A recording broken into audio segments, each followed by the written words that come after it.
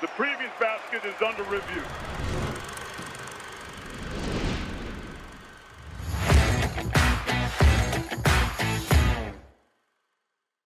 Hello, friends, and welcome to the Basket Under Review podcast. I am your host, Eamonn Brennan of Buzzer at EamonnBrennan.com, also of Basket Under Review, the home of the best and most in-depth college basketball content you will find anywhere on the internet, on the planet, in the universe.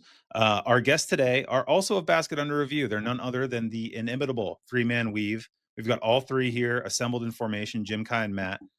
We're going to talk to them about all of the stuff they've been doing this offseason, previewing every single team in college basketball. They're just about done.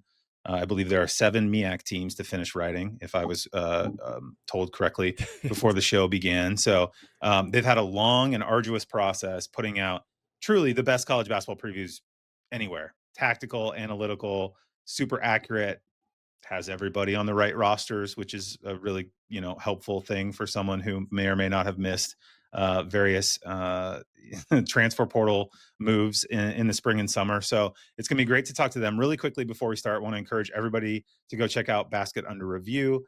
Sign up for $10 a month. You get access to everything these guys have written, everything that goes up on the site every day. You support this show, which we obviously put out for free on podcast platforms and on YouTube. The other shows that we have, including Jim's show with Will Warren, Stats with Will and Jim.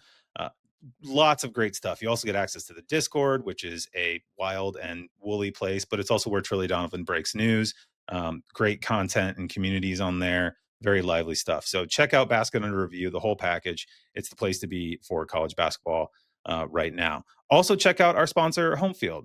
This show is presented by Homefield. We're very proud to have Homefield as our presenting sponsor. It's a company I've patronized many times in my life. Pre-sponsorship, we'll do, hopefully not post, hopefully the sponsorship's forever, but we'll always buy Homefield stuff because they have really, really great stuff. And, they've been crushing it at the start of the college football season, all kinds of new gear coming out on like a weekly basis. And I'm sure that will be the case for the start of the college hoop season. So go to homefieldapparel.com, tell them we sent you, and thank you to Homefield for sponsoring our show.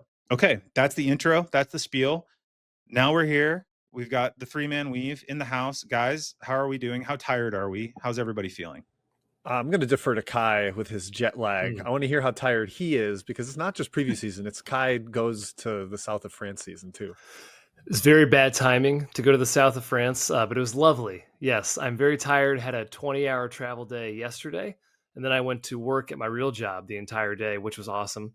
So I'm feeling a little bit, but I'm here, and I'm ready to talk hoops because that's my favorite thing to do. And Matthew, how tired are you? You have a kid, so I guess that trumps France. I don't know. A 20-hour travel day is pretty. I fell asleep during task last night. Like that's pretty embarrassing. Like I almost didn't. I wanted to filter myself before sharing that transparently, but I did. But I'm battling. Even we're all battling here. I think it's more of the fatigue of sloshing through the bottom low major tiers of these previews that I think after get to like team 75 in the process, you just kind of starts to hurt a little bit more. You start to feel like the Andy Dufresne. You're crawling through the sludge of poo there in the jail. So that's where I'm at mentally, but it's a labor of love for sure. It's a labor of love. Yeah, you guys. So the way I do previews for my newsletter is I do every major conference, and then I do one big newsletter with like mid-major teams that stick out to me that are especially interesting, or whatever themes that I find interesting in the conferences outside of the major conferences. But you guys do basically the equivalent of like an old school, Lindy's or whatever college basketball preview, but you're three people. Those magazines traditionally, I don't know how they're run these days, or like your Blue Ribbons of the world. But it's usually like a few people on staff or one or two people on staff, but then they have like an army of contributors and freelancers that they send out. And, you have a person for every conference, or they pick up a couple conferences, do a few stories here and there based on regions, that kind of thing. Why in the beginning did you guys start preview? Because it's been years now. It's not just a Basket Under Review thing. You've done it for your own site. You did it for kind of the progenitor to Basket Under Review last year, where things were available to Trilly Donovan's Discord subscribers on like Google Documents. What started the idea of not only we're going to preview college basketball, we're going to preview it in team by team, intense detail, and we're going to do this for the foreseeable future. Well, first of all, it's been a decade, and now I've written so many, like 100 already this year. I need to use progenitor because I feel like I've used the same words over and over. So that's a new one. I got to incorporate put that one. Yeah, put that one in the bank. Exactly. No, we started 10 years ago, and I think like we knew what blue ribbon was, but we also just wanted to try to do something different, a little more like X's and O's based, and to bring it full circle back to Basket Under Review, Jordan Majeski's writing was always something that inspired us on his blog and the way he got into X's and O's with his game breakdowns. And we wanted to maybe try to preview teams that way too. And it has definitely developed. It's not on our website, 3-man-weave.com anymore. It's good to have it on a more reputable place. But yeah, Kai, it's a little bit of a marathon every single year. We start in like late June and just try to like chip away one a day. That's definitely my goal process. I think part of it for me was, and I consumed those magazines growing up like religiously every single year and reading through all the teams. But when you got down to like the mid and low majors, it would be like a paragraph and maybe touch on a couple guys. And there wasn't a lot of content. I don't think there was much of that preview in depth, 1,000+ words on Siena out there on the internet, fully available. So I think we wanted to kind of fill that gap, and we were just inspired by, like Jim said, Majeski and just the love of college basketball and wanting to actually put stuff out there. And then it kind of grew. We actually got smarter with our writing, and the early previews probably sucked, but they've gotten a little bit better. And then 100+ previews a year. It is a huge grind. But like Matt said, it's a labor of love. And also it does help us get ready for betting on these teams during the college basketball season, which it is kind of a two birds with one stone sort of thing. Yeah. And the classic previews, for as helpful as they are, and for as useful as it is to pick up, say, a blue ribbon or a Lindy's or whatever, just to kind of get a feel for like, if you're particularly, let's say 15, 20 years ago, you're a casual basketball fan, you're at the grocery store, like, oh yeah, college basketball is coming back. You pick up a preview magazine, you read it, you know who's on the teams, you know who people kind of generally expect to be good. But if you actually sit down and read those, and you read them as someone who is really thinking in depth about college basketball, or trying to, or is a fan that goes a little bit beyond the sort of baseline, this guy's on this roster and he scored 15 points per game last year, ergo this roster will be better, or whatever. Or they returned 4 guys, so they must be good. That always annoyed me with like the Kevin Stallings Vanderbilt teams, is like every year they'd bring the same guys back and they'd be like, oh, they're top 15 to start the year, and then they'd be the exact same team they were the year before.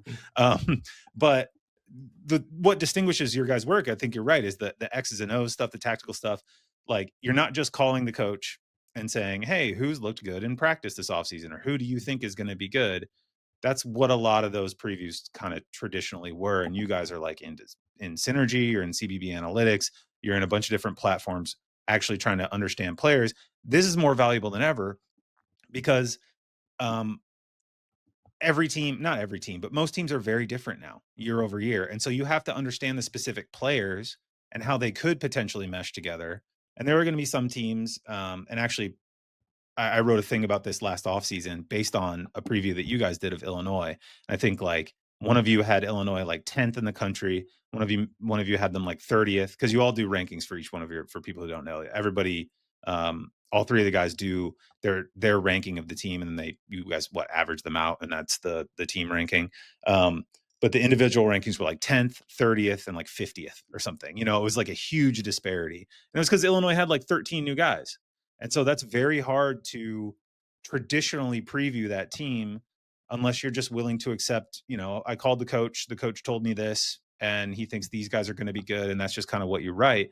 You guys are actually trying to get to the bottom of that a little bit, in a way that is different, and I think super useful, in the abstract, but especially now when every team looks super different every year. Yeah, that's been a dilemma for us, is like, how much do we want input from coaches, or how much do we want to not have that so that we're free to say what we actually think about the team? And like, if I talk to a coach and he talks up guys and I disagree and think a player's bad, then sometimes I got to sugarcoat it. And we did that with the Almanac for a few years, with the Heat Check guys and Jeff Goodman and Rob Doster, the Field of 68. combining with that, now it's more back to like we're assessing, and maybe we'll miss on like a unheralded freshman that we could have gotten hyped up by the coach every once in a while. But we think there's an offsetting value in being able to not have to worry and look over our shoulder when we say this team's going to be bad. Like we can look them in the eye and know they're not going to be very good, and it's not going to like break anybody's heart or cause us to lose access or whatever. We just try to like balance that a little bit. But now I feel like we're able to just cut through it and just say what we think. Yeah, the Discord's helpful in that. Like everyone, there's just so many smart people with, you know, connections, whether it's either people on staffs, assistants, or, you know, people who go to these practices. There's more intel available without talking directly to the coaches. Although I will say I sort of am at a crossroads where it's like talking to a coach now is almost more helpful than it was 3 years ago, because at least he might say, oh, hey, of these 5 million newcomers, X, Y, and Z look pretty good, right? He might be blowing smoke, but at least kind of gives you a filter in terms of where to look. So yeah, it's gotten harder. You kind of have to adapt. But yeah, it's very much a tug of war in terms of like how much do you want to, you know, take any coach inkling seriously versus how much you want to just trust your gut and say, nah, this guy's not that good. I'm not buying that. Or this coach thinks this guy's good, but I bet by December, January, he's probably got a 75-0 rating and they're going with some freshman or some other newcomer. You know what I mean? So. Yeah. I mean, that's the thing too, is like coaches they're, you know, with exceptions, like Tom Izzo's always been really good about this. And there are others for sure, but a lot of coaches, when they're talking to people in the media, they're talking to their players fundamentally, and they're building guys up, and they're giving them confidence, and they're telling them like, look, you know, I think if this guy does this, this, and this, he can be a starter for us, or he can be the sixth guy off the bench. And then next year, you know, it's kind of like Matt Painter with Trey Kaufman-Renn. I think Painter is very honest about his players, but he had a couple years there where he's like, TKR is going to be the man for us. He's so good. We're going to play two bigs with him, blah, blah, blah. And he would keep saying this and then never doing it. But look what happened. Like, he kept the kid around and it has worked out well. A little bit off on a tangent here, but yeah, the previews that you guys have been doing have been super helpful for me for years, of just not only having the rosters that don't require me to click around on every team's website and hope they posted the roster already, but also providing context, trying to think about how guys fit together. And like I said, never more valuable than it is now. So my question, before we, you know, dig into stuff that you guys learned that stuck out to you, et cetera, through this preview season process, how did you guys come together? Like, how did you start a 10-year and beyond? I was gonna say partnership, but whatever that is, with Partnership and three people. fellowship. Yeah. Yeah. Fellowship. Yeah. With the three of you that has lasted, like, what was the origin story? Kai, you take this. You're the connective tissue between Me? Matt and I. I Yeah, guess come Kai on. is the You're connector. yeah. Okay, I grew up with Glue Matthew. guy. I grew up with Matthew since we were born, I suppose.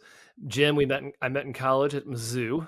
And then I don't know exactly still how we decided to create a college basketball blog per se. I think we just we formed a little bit of a group, Jim, I would say. Yeah, that was to like stop annoying our friends, basically. Yeah, to stop annoying our friends and just talk hoops, right? And then I guess a decision was made to start writing these previews that we discussed earlier in the off season, just try to start a momentum that way. Wrote all the teams, had zero attention. No one really read them. I don't think. We were advertising on Facebook. We were the worst marketers ever. But started that way, and then it slowly gained momentum. Eventually got in the gambling space, which helped grow it even more.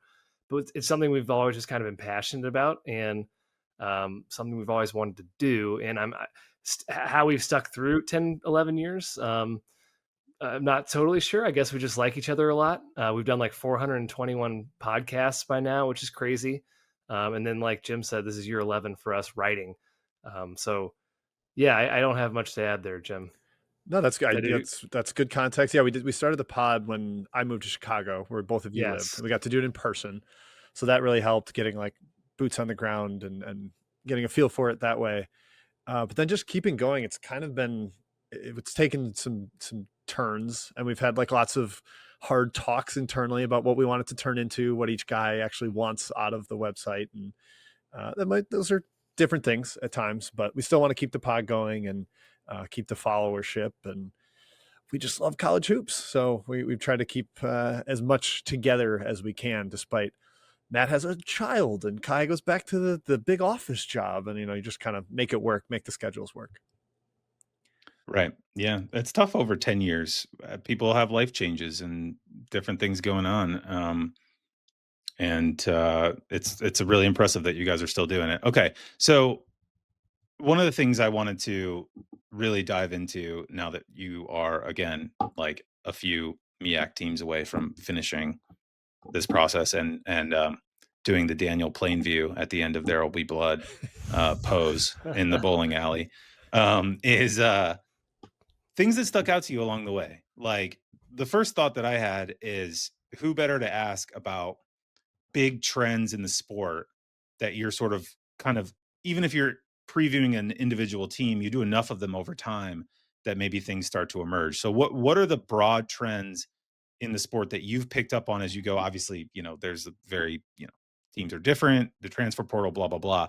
But like, are there other things that stick out to you guys as you've been going through previewing this college basketball season that seem like they're systemic, or there's something else going on there besides just, it's these couple teams have this sort of thing in common, whether it's tactical, whatever it is? What sticks out?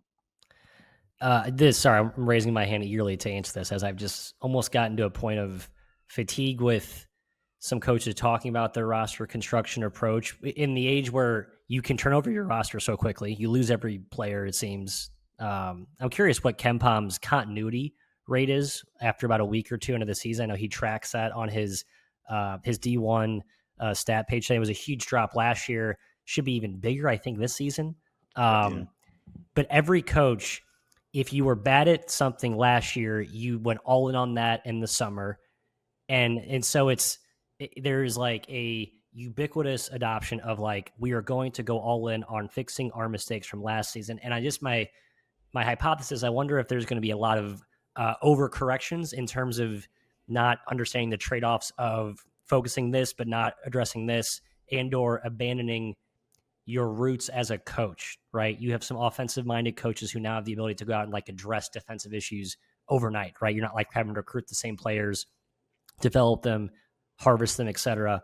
So I'm just curious to see how like quickly coaches zigzag in their kind of DNA identity, but then like how many might in a year or two, if you ask them, regret so eagerly trying to hone in on the one or two things you weren't good at last year at the expense of sustaining what has made you good or what has made you successful, or what really is like your identity or true scheme, I guess. That just feels like a broken record of coach approaches from what you've seen and heard and read so far. Kentucky comes to mind here. Yeah, Kentucky, St. John's too. Like, I feel like the team was like, oh, we couldn't shoot, we couldn't score. Let's go get a bunch of these guys who create their own shot. And even last year was like a correction to the previous year, where all his guys he felt were slow laterally. So he got this incredible defensive team. And it's just like this shifting zigzag identity that Matt said. And honestly, like, I think another trend I noticed, and it's a little bit portal related, so it's kind of stepping on what you were saying, Eamonn, but the amount of times I've written none for key returners, like, is shocking. Like, yes, there's, people pay attention to like the Xavier new coach roster overhaul, but even at like the mid-major level, sometimes there'll be like half the entire conference returns literally no players. You're like, I can't believe how much this entire league turns over rather than just one specific team.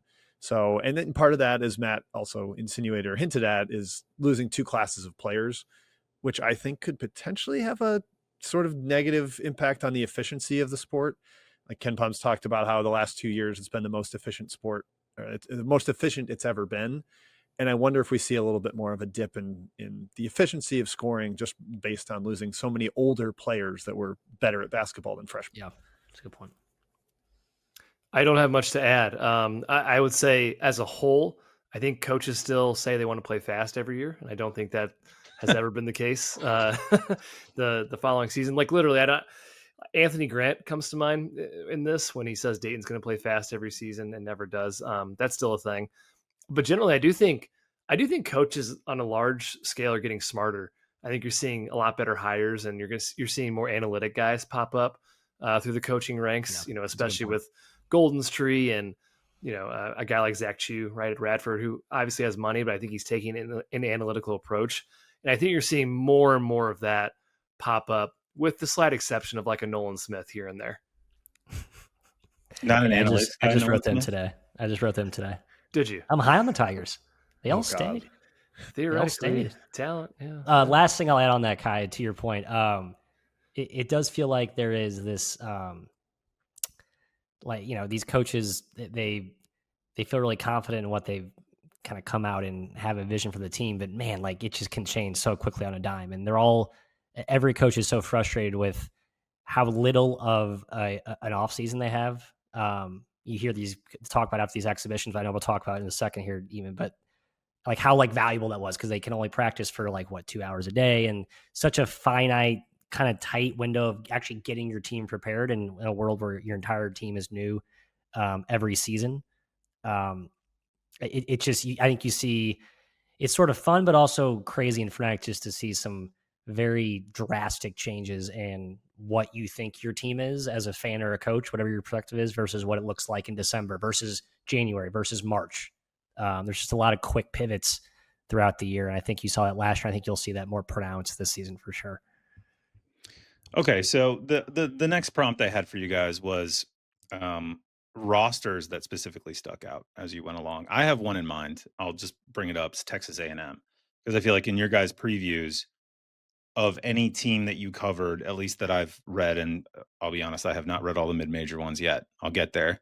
But in terms of the power conference teams anyway, that was the one, and I'm not sure who wrote it, that was the most like, this team could be really good, or this team could be a train wreck.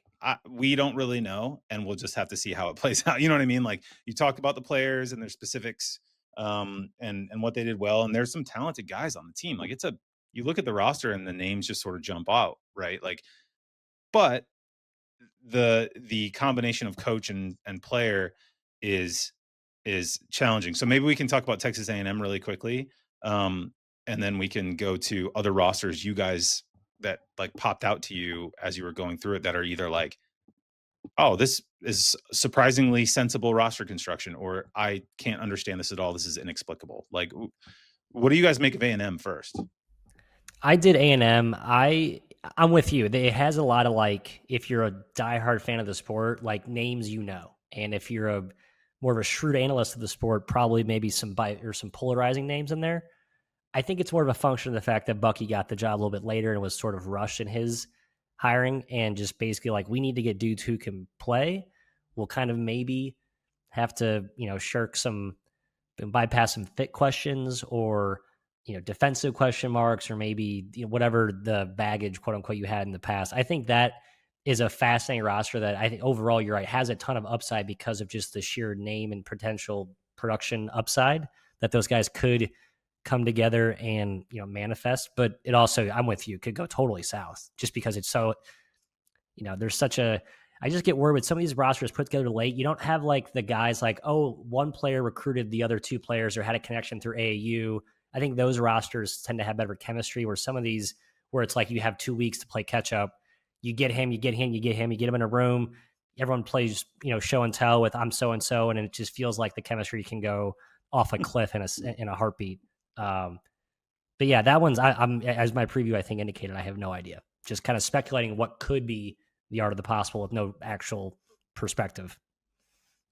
Yeah. Like, I can see Mbako having a great year, right? Like, yeah, he's I think that's the one I feel super talented guy who yes. has not played in a system that has maximized his strengths, and he was allowed to take a lot of dumb long twos playing for Mike Woodson. And you can see Bucky being like, stand behind the 3-point line always, just stay there.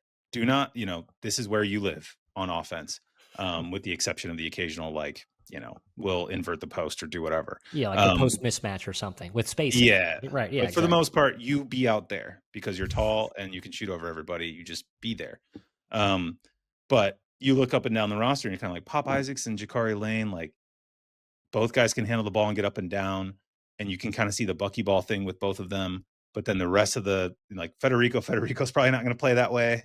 At least not entirely. So it's kind of fascinating because it is as you mentioned in your preview, Matt, like the Shaka Smart thing from VCU going to Texas is like, can you play this way? And he didn't really have a chance to find out because he couldn't remake his roster in 1 year. He inherited a bunch of Rick Barnes guys. And it's like, okay, we have to play much more conventional, half court offense and defense. We have like 2 7-foot guys who are like 300 pounds who are just not going to run up and down the floor as fast as we did with our 6'5" centers at VCU.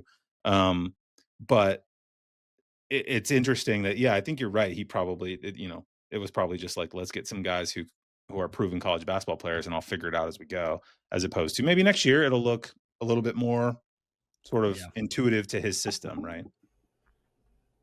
I'll pick on 2 Big 12 teams that kind of are strange to me. UCF is kind of annually like what are we putting in this cauldron and just what is going to come out of it, this witch's brew that Johnny Dawkins is making. He tried to get BJ Freeman, couldn't get him because he's under investigation for betting on himself for his team last year. So that's not good. And then he's got half of the UW Milwaukee roster on his team now. Character concerns, guys who want to score, not play defense. He changed his style completely last year. It seems like that's a throw it at the wall and see what sticks kind of team. And then the one that just jumps out at me is based on what I've heard they spent and what they ended up with is Kansas State. Like, I don't know how they spent, over 10 million and ended up with no big men I trust on a Big 12 floor. And it's PJ Haggerty and some prayers in the backcourt. That one, last year, I guess they entered with a lot more confident names that people knew in college basketball, and it didn't turn out well. So they're going for some mystery projects this year. And I don't know that that's going to work. And with where Tang's at and the fan base and the tenor of how last season went and really the season before, it can't go south again, or it could get really dicey in Manhattan. Jim, I picked out Big 12 teams as well. UCF for sure, but Oklahoma State. Steve Letts getting Clary and Anthony Roy, who, I mean, everyone's raving about Anthony Roy, his exhibition performance, and he is super talented. Like, he's probably a pro right now, but he might not play the entire season because he hasn't really in the past. Clary as well, so it's a weird roster construction. And Oklahoma State is kind of funny. Lutz learned, I think, last year that, hey, my style doesn't automatically work at a power level, just like Underwood learned that at Oklahoma State. So Bucky McMillan adjusting his style could be pretty key at A&M. But that's a weird roster build. And then the other one I saw was Arizona State, because I don't know what Bobby Hurley's doing. I don't know if they even have money. I thought they did, but you wouldn't know it from looking at their roster. They've recruited extremely well, like as a rule, for the last 4 or 5 years. Like, I feel like Arizona State is like the pass-through point for players who go on to be really effective at other schools, which is maybe not where you want to be as a program, but at least indicates you're like seeing talent correctly. But Kansas State is a fascinating situation to me because they spent, again, like, if they had had a couple years of, spending a fair amount of money in the portal and then doing well, you could maybe look at this roster and be like, it doesn't make a whole lot of sense, but maybe it'll come together. But the way last year went, with Coleman Hawkins being like, the biggest like transfer spend in college basketball, and the idea of him basically having to be like a star on that team when he had always been essentially a role player, like a nice player, a guy you'd like to have, but not like this guy is a 3 million, whatever it was he got, sort of transfer portal, like huge get. And Haggerty makes a little bit more sense in that role because he's going to have the ball in his hands all the time. He's going to go do stuff. But you don't see a ton of stuff around him. And this is the thing I've been talking about on this podcast a lot and writing about kind of all off season, is just like, sometimes you just almost wish there was a salary cap with like published salaries so you could see how teams were spending their money, because it is hard to reconcile some of the numbers that get thrown around. Like, X team, like, again, I've talked about North Carolina a ton, but Kentucky apparently spent $22 million on its roster, according to the Lexington Herald Leader, which we talked about in the Discord briefly. And, it's a really good roster and they're going to be really, really good, but it's still like, wait, how, like that's a ton of money. Yeah. And you just look at some of these rosters sometimes, you're just like, how did you get to that number? Did you just have to spend it? You just gave it, just gave it to guys. Like, it's confusing. And I think that I don't know if it muddies the waters. It interests me on like a next level of like, you can just look at the talent that's there and try to figure out whether you think this team is going to be good or not. But I'm also kind of interested in like how schools and programs are managing their resources and who's doing it well and who's doing it poorly. There's like an additional layer of analysis you could do if you have some clarity into what guys are actually getting. You're talking to three accounting minds here. So return on investment certainly intrigues us a little bit there. And some of these schools aren't really getting it. Kansas State certainly comes to mind. One other build I found confusing was Villanova, just because like late in the process, Kevin Willard brought a couple Maryland guys that it felt like they didn't want each other for a while. And then by necessity, there was a reunion and there's not a lot of top end talent there. Yeah, exactly. Like the players were looking for a better fit. And Willard's looking for better players. And then suddenly it was like, all right, I guess we'll run this back. And that's one. It's a way less talented roster than Kyle Neptune had, but maybe it'll finish the same because the coaching's better. Yeah, about Kentucky, I mean, the fit you could debate all day long. I like that, unlike Kansas State, Pope seems to get it in terms of, I think, depth and having, again, it's easy to say when you have $22 million to spend, you can get 13 guys who can play, right? But like a flatter roster, I think is actually almost better in this climate. It's almost, you hear a lot of coaches talking about watching the NBA finals and being inspired by the NBA is becoming a much flatter league, right? Like it's not the star power driven league that it once was 5 years ago. I think college basketball, since it's following a pro type mold, I think you're better off, especially the kids at 18, 22 years old that have never dealt with that kind of money, that jealousy and just all that kind of stuff. I think you're better off building a roster that's more spread the wealth around and see what happens. Because you don't know half the time with these kids anyway. So I think you're better off building depth and optionality long term than you are, okay, let's spend a boatload of money on PJ Haggerty and get our star guard and then figure out the rest. And that one was even weird because they got him late in the cycle, which I don't like either. Like if you're gonna get your star guy, get him up front early and then build around him. Don't like, we need a big guy, a big star. Okay, Haggerty at the end. So I think Pope gets it. I think a lot of these, as Kyle mentioned, a lot of the bigger schools have smarter coaches now, and they get it. The SEC being Exhibit A with that, just the depth that they can, again, money matters, but Byington, depth, strength in numbers. I think that's going to be a theme that you see a lot of the better teams, better coaches start to separate themselves from maybe the star power driven, bag dropping, top heavy rosters that will come forth this year and probably the next few. Okay. So who's a player when you guys were previewing teams, looking at rosters, figuring out who's on each team, assembling that as you do the charts at the top of each preview with every player and their, previous year stats, who's a player that popped up for each of you on a roster that you were like, wait, what? This guy's on this team now? How did that happen? How did I miss this? Because maybe this is just me and I'm projecting here. That happens to me all the time when I'm reading your guys' previews and being like, wait, hold on a second. Pop Isaacs is on Texas A&M now? Oh, right. Yeah. Okay. I guess that's what happened. I wrote Texas A&M's entire roster for this. So they're the most. I'm glad they came up. Yeah. Yeah. They're the most like I know all these guys' names, like Rylan Griffin. Oh, he's at Texas A&M now. Okay, cool. Yeah. Sure. Yeah, I got a good one. Cameron Fletcher. He's still in college basketball, and he plays for High Point right now. He was in the class of 2020, I believe, and he committed to Kentucky, and then he went to like Florida State and Xavier, and he's barely played over his entire career. He's a St. Louis guy too. Matt, shout out. Yeah, he's still around. That shocked me this season when I was doing the Big South. Excuse me, Big South. Yeah, Big South. For me, it was the two guys that like nobody leaves Purdue, but Miles Colvin and Cam Heide left Purdue, and I'm like, oh yeah, Wake Forest and Texas have a Purdue transfer, which no one ever has a Purdue transfer. I'm intrigued to see how they work out leaving the Matt Painter infrastructure. I think those guys are good. and are set up to succeed where they went to. But I was just like, every time I look at those rosters, I'm reminded that, oh yeah, Purdue actually lost players this offseason. That doesn't really happen to them. Yeah, Colvin was one for me. Go ahead, Matt. Jaden Epps for Mississippi State, I thought was weird. And, Chris Jans took a couple of, he took a bite at the Kanye Clary apple last year. We'll see how that goes for Lutz in Oklahoma State this season. But that was one where it's just like kind of an old school guy who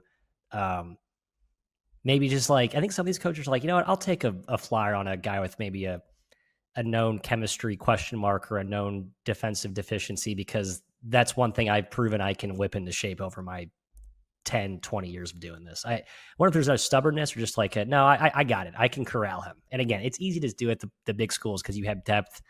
Like if Epps isn't great for Mississippi State, they're probably going to be okay. They can probably work around that. A lot of these big schools, I think, have that luxury too. So it's like you can kind of get away with taking a few flyers upside with some of these baggage question marks if you can fill out a roster with 9, 10 deep that can play.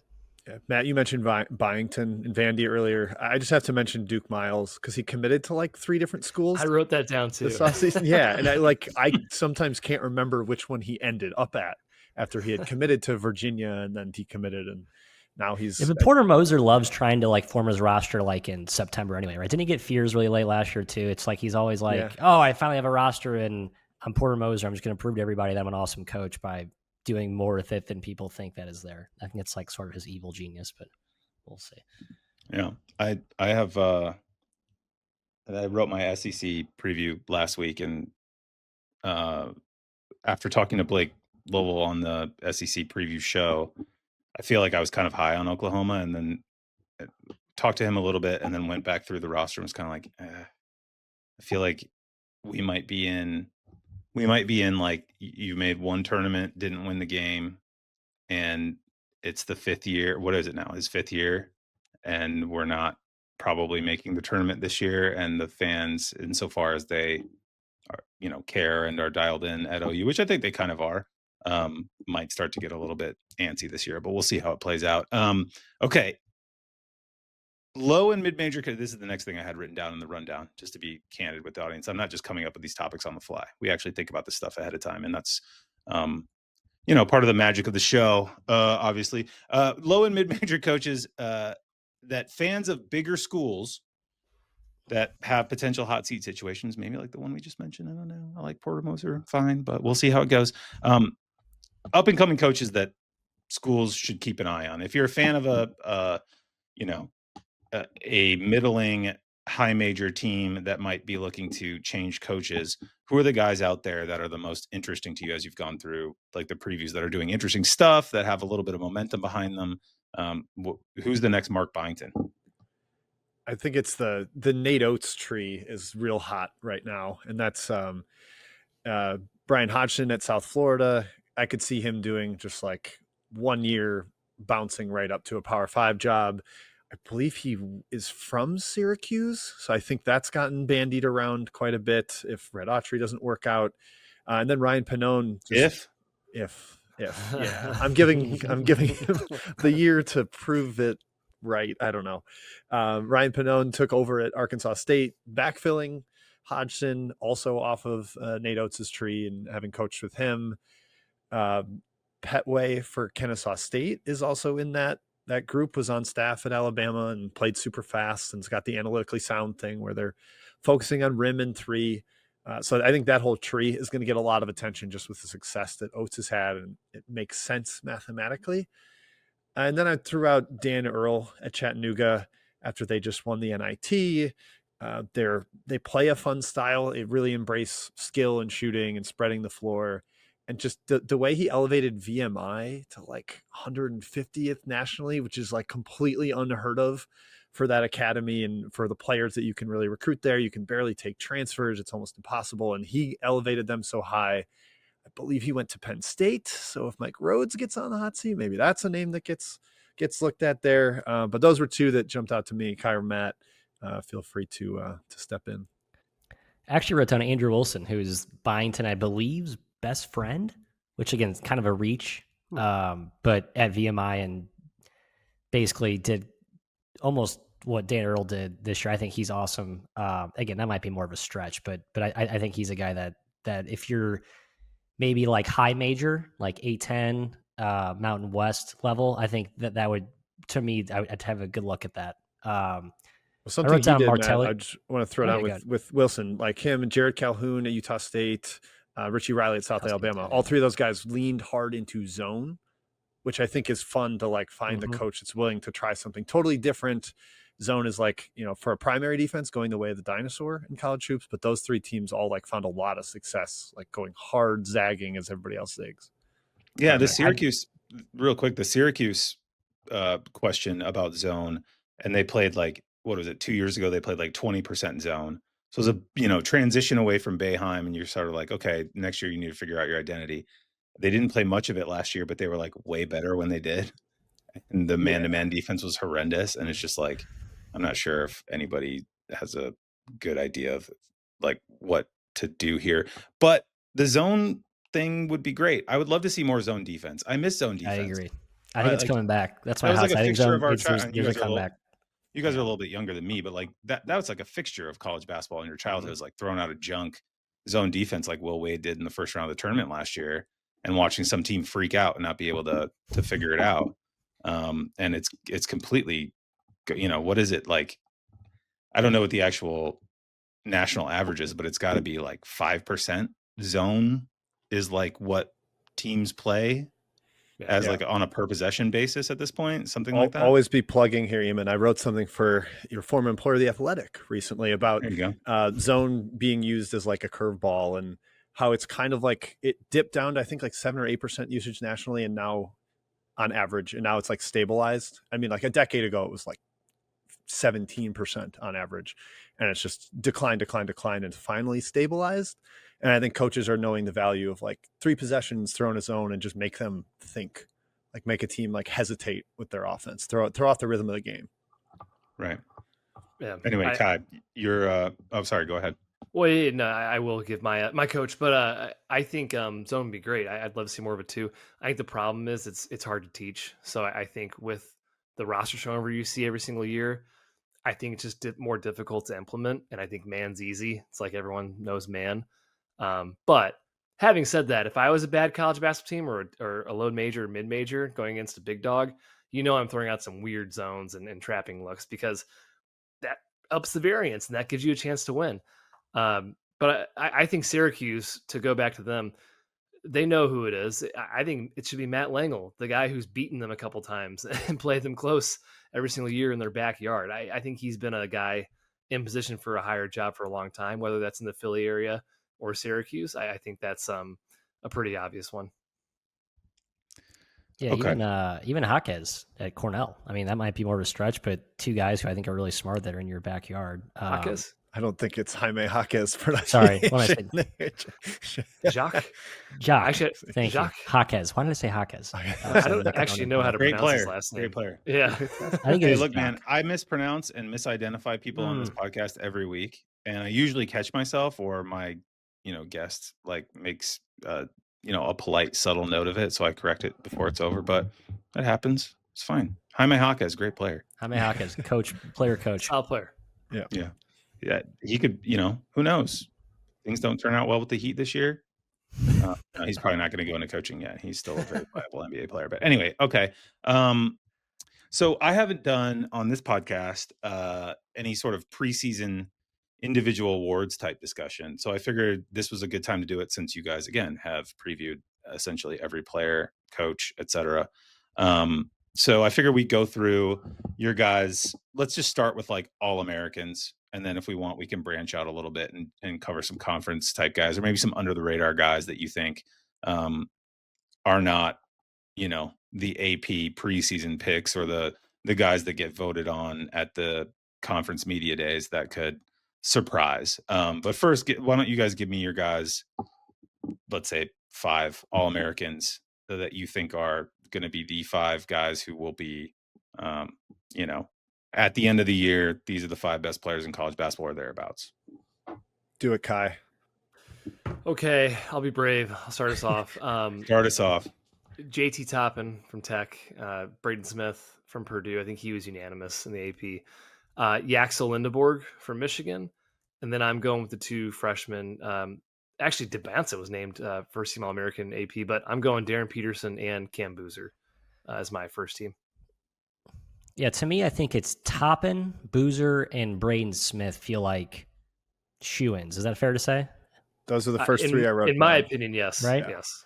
And I think the Smith for debate sure. starts at Yeah. 4. Yeah, I'd say Yeah. Smith feels like the most, and I think there's an element to multi-year continuity that warrants, I think, that respect. I went with Gillespie and Darian Williamson.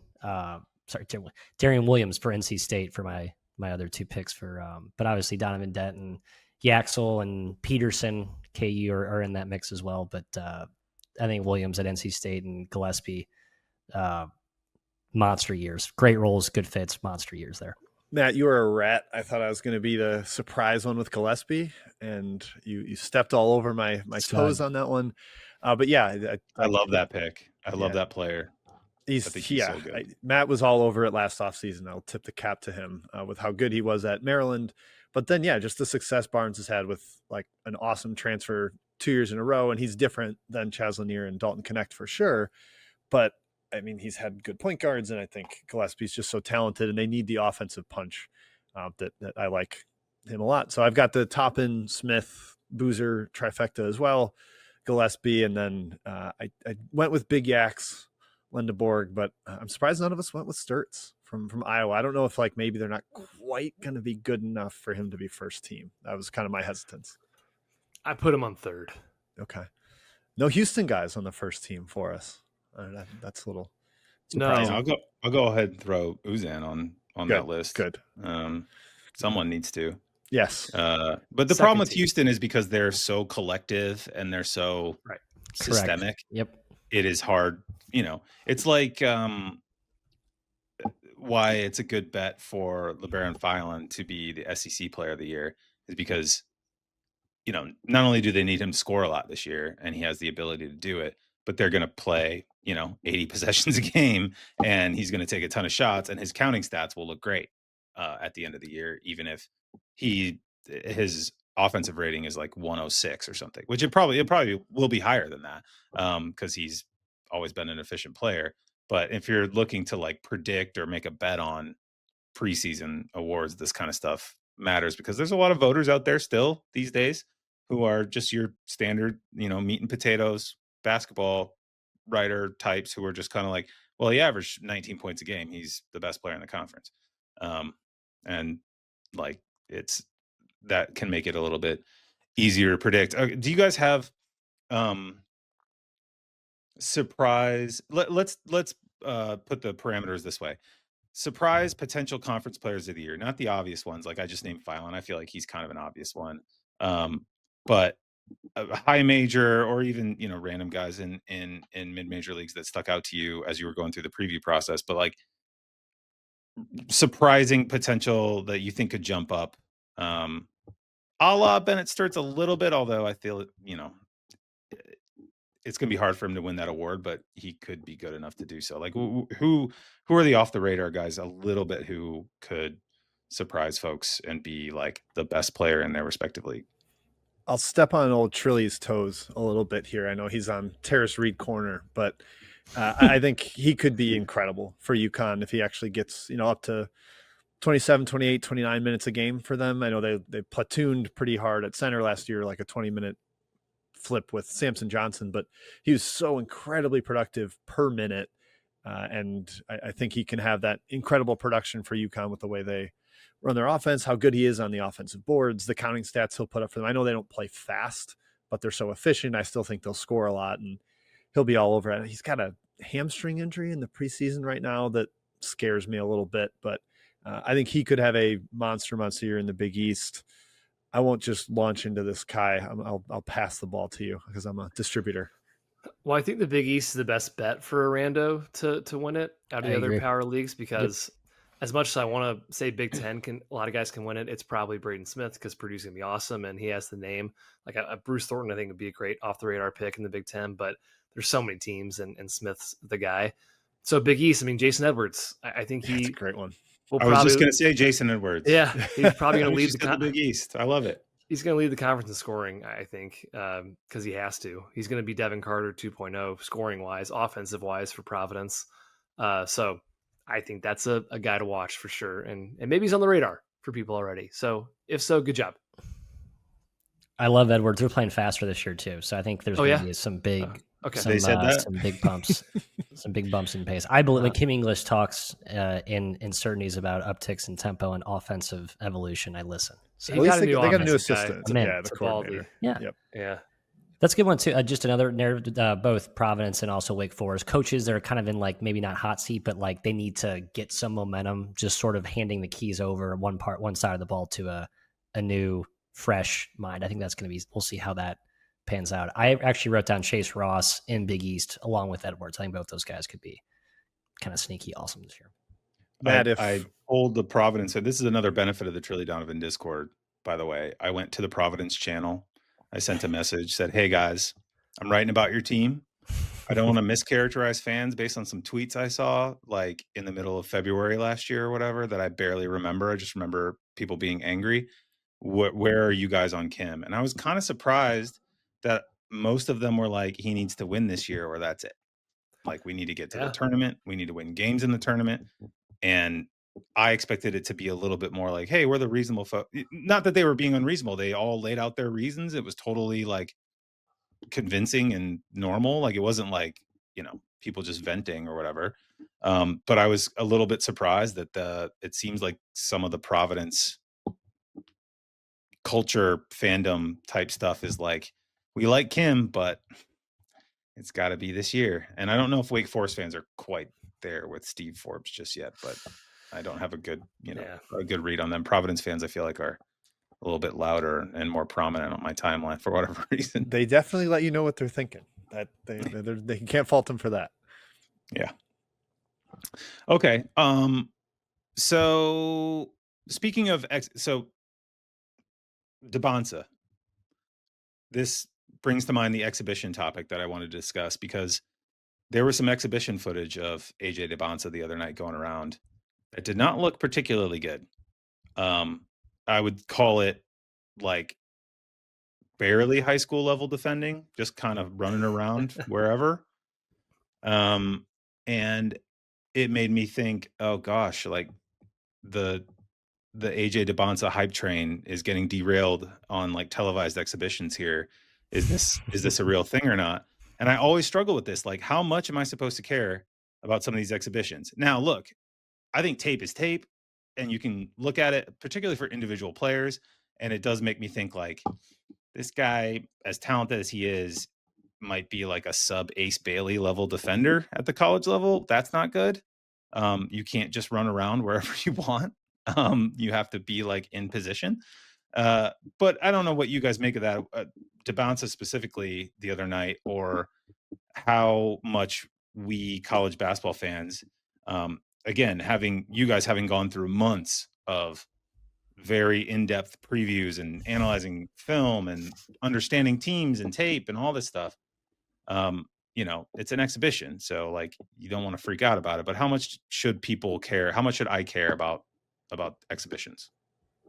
I'm out on the results. I don't put too much stock into them, like results wise, but I like seeing certain individual things like health and rotations, and like Rink Mast went 8 for 9 from 3 for Nebraska and that win over BYU. I don't care about that as much as the fact that he played 30 minutes and seems completely healthy from his knee injury a year ago. Or Gonzaga's point guard rotation in their inter squad scrimmage, and I guess in the playing this non D1 that they played, like Braden Smith and Mario St. Superi split the minutes like basically down the middle, 20-20. That's interesting to me that it seems like there's no clear winner of that competition yet. And then the biggest thing, and maybe Kai, this will hopefully not step on your toes, but like the international guys, I love seeing how they all look, because they're such a mystery. And at this point, we've just kind of been like hyping guys or reading hype on guys, and I want to know if it's real. Like Hannes Steinbach had 24 and 16, and that matters to me, even though it was against UNLV's like hospital ward of no big men up front.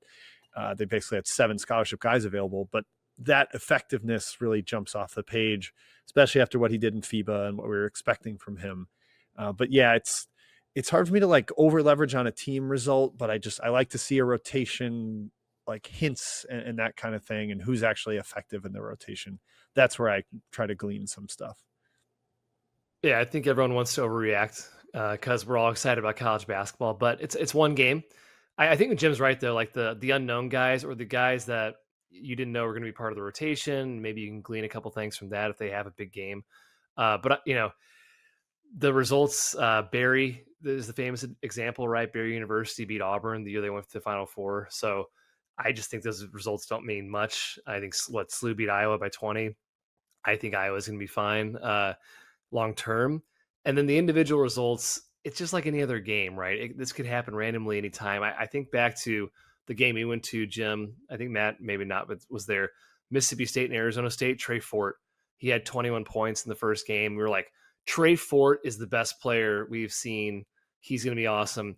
I just counted. He had 38 points over the next 6 games. Oh, sorry, like even worse than that, and barely played the rest of the year. So grain of salt. But like Jim said, Steinbeck, great example.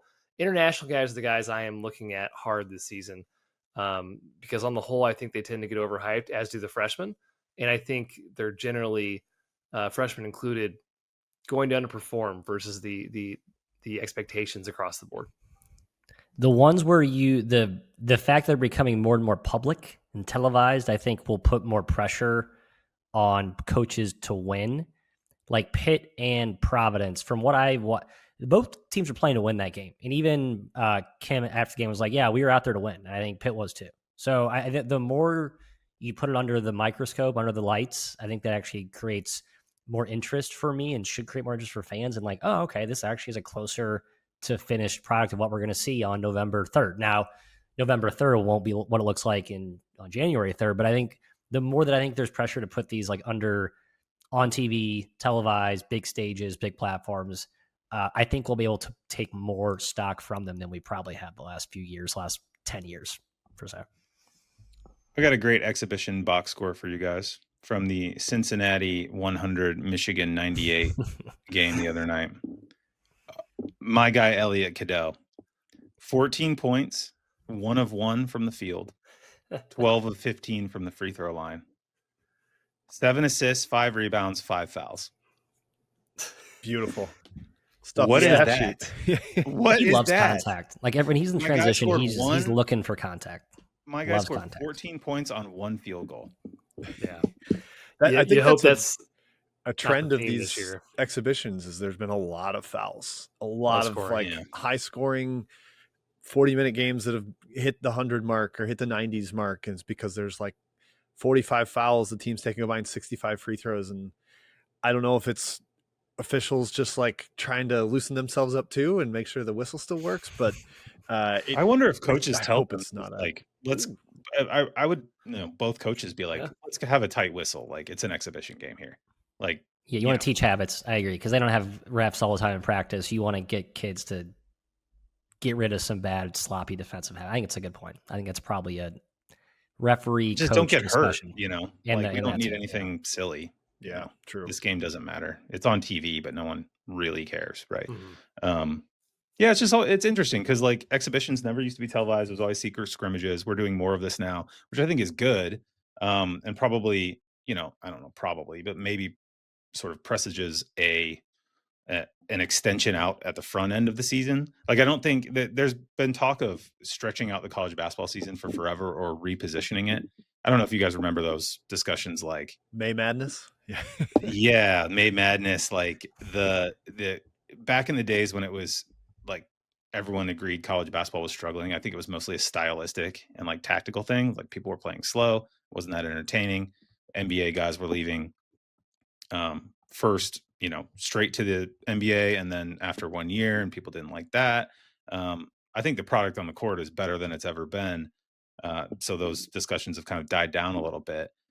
And the ratings of the NCAA tournament and Final Four games have all been really, really good in the last few years. But, I mean, maybe you stretch out the season a little bit into the fall. The NBA starting and the college basketball season obviously stops way earlier. And I don't think anybody would ever want to change it from, March being the sort of centerpiece of college basketball. But if Cincinnati's playing Michigan, in October, maybe you just add a couple games to the regular season and I don't know, force people to schedule mid-majors because they won't do it anymore. Yeah. I don't know, just spitballing here.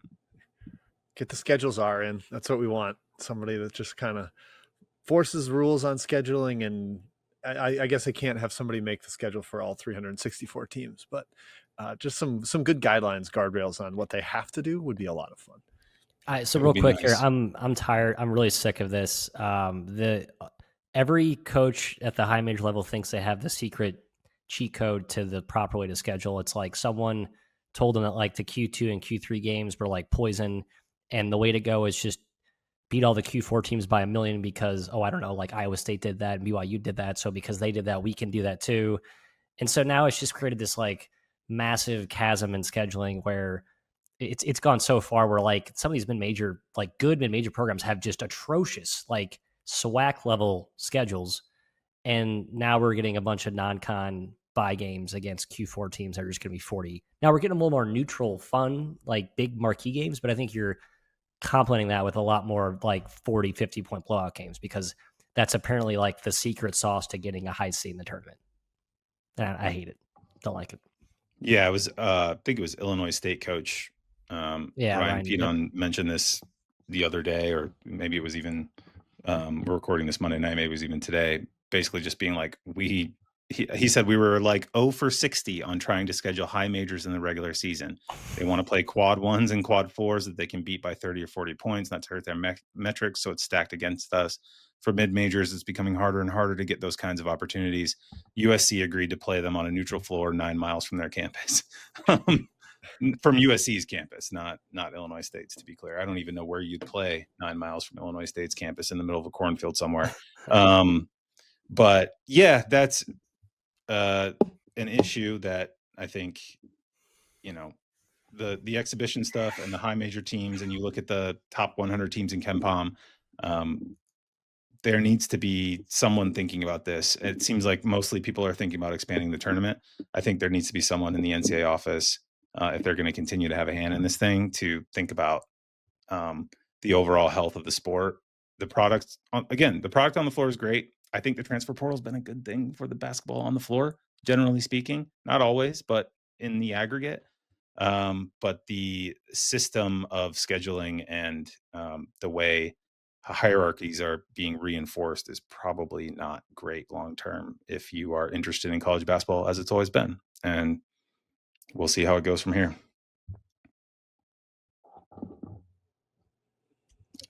And that's our podcast. All right, we'll wrap it up there. Thank you guys. That was good. We, it's late now. We need to get you guys to bed because you have a whole season of basketball to cover and those MEAC teams to write about. So everybody, go to sleep. Really quickly, go around the horn, tell everyone where they can find your work, beyond Basket Under Review, obviously, give them your Twitter handles and all that, or Blue Sky or whatever you're doing these days. I'm kind of not on any of those things anymore. But do that, and then we'll call it a show. Yeah, I'm Jim Root. The Twitter handle for the group is 3MW_CBB. Mine is at Second Chance Points. It's 2ND Chance Points. We will have some stuff coming with Action Network this year, similar to what we've had in the past. I will be doing a little bit here and there for The Athletic. I mentioned the one article that I had about zone defense. Would highly recommend checking that out. That was a fun one to write, just about the style of the game. Tons of stuff for Basket Under Review. We'll have a Saturday show during the season talking betting. Kind of people, if you're familiar with us, we talk about as many games as we can get to for a Saturday slate. That's on our YouTube channel, and we'll be advertising it within Basket Under Review. I think that's it. Kai, fill in my blanks for me here. I think you did a good job, Jim. BasketUnderReview.com to join the Discord and the website. You get tons of content, not just ours, but a lot of really talented people and just a ton of content. I don't know which site is doing more right now. It's really fantastic. And yeah, we have a podcast, three-man weave, every single week. And then, like Jim said, a daily betting show starting on Saturdays every week. Well, not daily.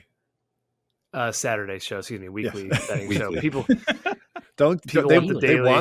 They want the daily. I want the daily, but I can't. I'm sorry. That's it for my plugging. Yes.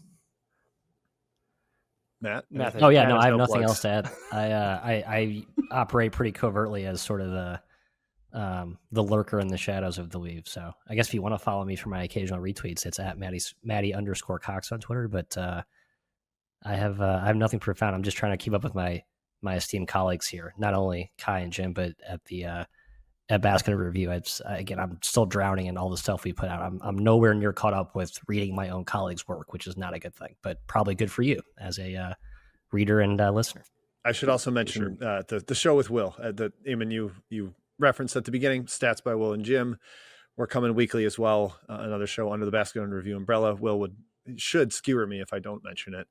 And the Weave will also like to tip our hat to Will for helping with previews this year. It kept us a I little saw bit more that. I sane. saw more than Will that. jumped in on a More couple than a hat conferences. tip, like 20 hat I tips. did a double take when I saw his byline on a couple of those conferences. Yeah, we needed it. You guys are The help falling was, off. yeah, we are. We're getting old. Yes, We're getting we are. slower. I know how it goes. All right. Well, thank you guys. This was great. Like they said, check out Basket Under Review. Check out our sponsor, Homefield. Thank you to our producer, Corey Aldis, for making everything sound super cool. Thank you to our graphics guy, Sam Frere, who get well soon, Sam. And thank you all of you for listening. We will be back next week with another episode. Bye-bye.